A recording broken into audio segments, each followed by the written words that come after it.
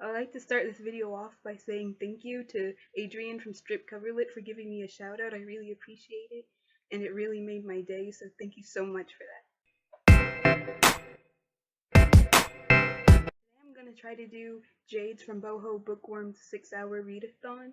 I know she set it up for people who missed or failed Zoe's 24-hour readathon.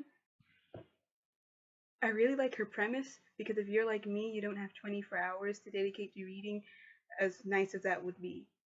So just having to dedicate 6 hours is much more doable, especially since I'm in school and I just don't have 24 hours ever really to just read. For the readathon, I'm going to be reading The Spectacular Now by Tim Tharp, which I checked out today. So I'll probably do an update every 2 hours to see how far along I get. I'm a slow reader, so I don't expect to make it too far, but it's going to be nice to have a good long time to really delve into a book.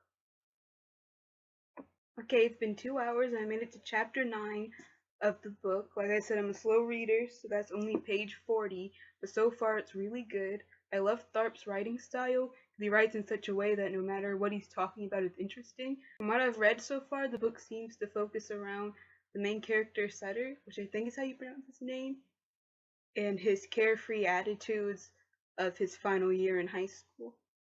I can kind of relate to that as a senior myself, and senioritis kicking in now that it's second semester, so I can get why you would want to slack off and not care, even though that seems to be his personality no matter what year it is. But still, I can relate to some aspects of him.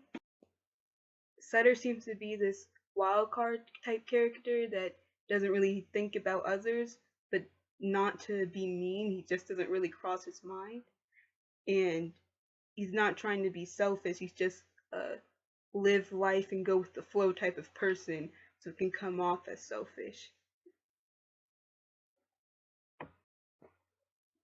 I'm not going to spoil anything in the story, so I'll just update in another 2 hours. I could say more, but I don't want to spoil any parts of the story, so I'll just give another update in 2 hours. I'm checking in now that another 2 hours have passed, so in total it's been 4 hours, and I've made it to chapter 15. I've kind of slowed down, even though the book is really interesting, and I get so lost in it, I still get distracted really easily, so I've kind of slowed down the pace, and I tried to eat and read at the same time, and that also slowed me down. So hopefully for these last 2 hours, I can get a lot of reading in. I also moved to a room with better lighting instead of using the lamp in my room, which made the video seem really dim. The last 2 hours has passed, and it's officially been 6 hours. I didn't finish the book, and I didn't really expect to finish the book because, like I said, I'm a slow reader.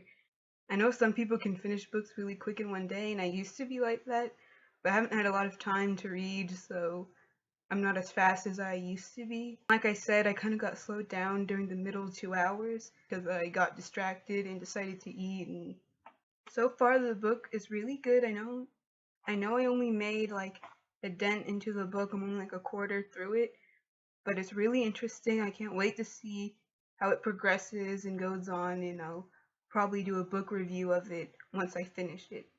Well, that was my attempt at the 6-hour readathon.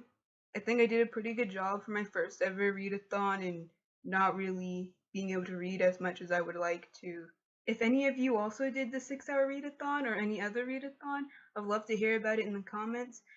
In the description, I'll put the link to the original video talking about the readathon and a link to Stripped Coverlit's channel that I would like to thank again for the shout out.